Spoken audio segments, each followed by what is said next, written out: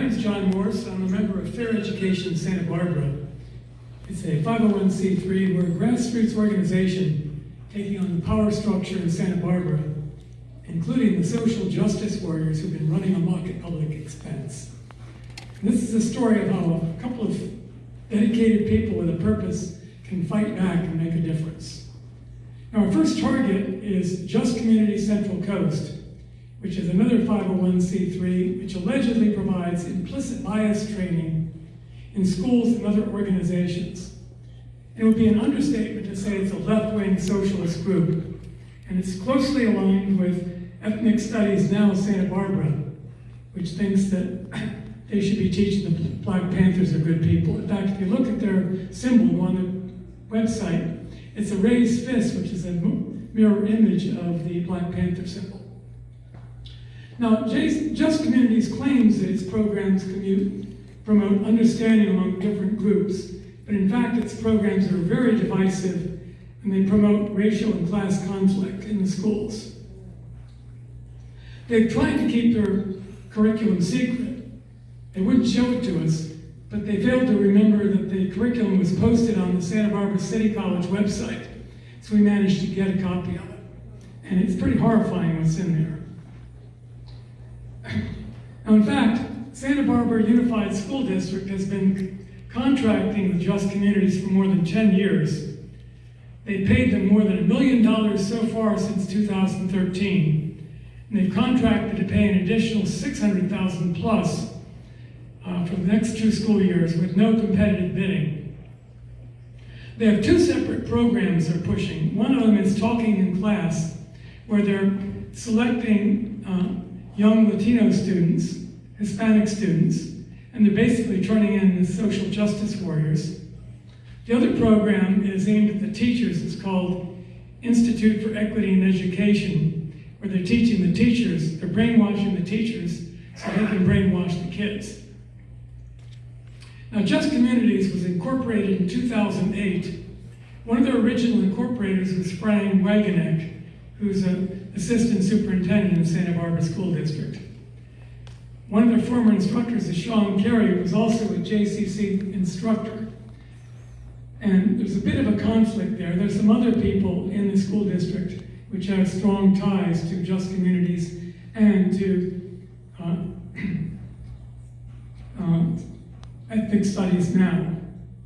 But in addition to funding Just Communities, its partner, Santa Barbara School District has been funding another of its partners to evaluate Just Communities. So it's a little bit of a sham, to put it mildly. Now, the Just Communities claim that their materials are not discriminating, but their own documents show otherwise. A table that came from their own materials shows that the form of oppression target, they have a form of oppression, a privileged group, and a target group. And by their table, racism is white people oppressing people of color. It is straight people oppressing the LGBTQ community. It's wealthy people as classism attacking working class and poor people, and so forth. Now, in case they claim that we got that wrong, we looked at some of their other materials, which are even more horrifying. For example, one of their key terms in their system says oppression is a system that benefits some groups, often called privileged groups, and disadvantages other groups called target groups. Classism is defined in their materials as a system of oppression based on socioeconomic class that privileges people who are wealthy and targets people who are poor or working class. Classism also refers to the economic system that creates excessive inequality and causes basic human needs to go unmet. Now, that sounds a little bit like a socialist system to me. In fact, it occurs to me that North Korea and Cuba have a lot more economic inequality than we do. Racism is defined as a system of oppression based on race that privileges white people and targets people of color. Absolutely no mention of racism being the other way around. Yeah. And privilege is defined as unearned access to resources that enhance one's chances of getting what one needs or influencing others in order to lead a safe, productive, fulfilling life. Now, Fair Education has actually filed a lawsuit against Just Communities and the Santa Barbara School District, contending that the Just Communities program unlawfully discriminates against people based on race, sex, religion, and other factors, and that the contracts have been awarded unlawfully without competitive bidding, which is a violation of state law.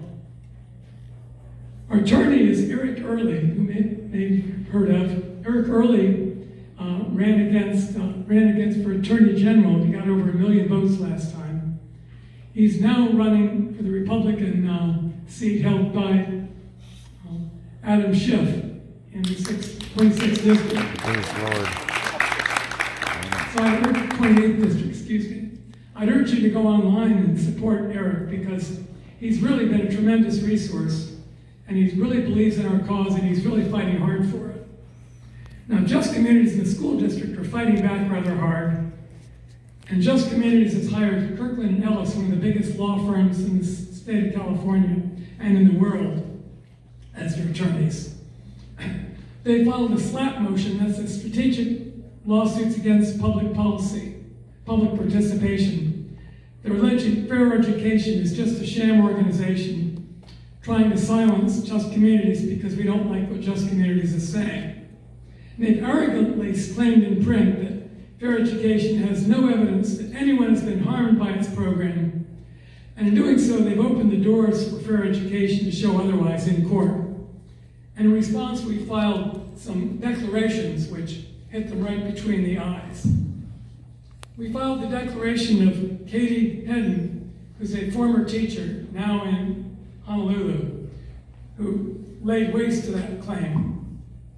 She talked about talking in class, and i.e. from the perspective of somebody who's been involved. For the Talking in Class program, she was specifically told by Just Communities only to select students of Hispanic ethnicity to attend the Talking in Class program. Oh, pretty damn racist. She testified in her declaration that several of her students returned to her class after participating in the program, visibly upset and not wanting to return. Some of the students were instructed to yell out names they'd been called in the past, and many of these were racially charged slurs. At the teacher program that she attended, this was a sleepaway program for 3 days. The Just Communities instructors required the participants to divide themselves into separate racial groups, with Caucasians on one side, people of color on the other. And the Caucasians were told to listen to the examples of racism. At the Just Communities presentation, they were told that Caucasian people explaining or responding to allegations of racism was in and itself a form of racism and collusion. When she responded that the program seemed to be more divisive and more discriminatory among people of various backgrounds, and that not allowing Caucasian participants to speak, she was told that she needed to come to terms with her whiteness.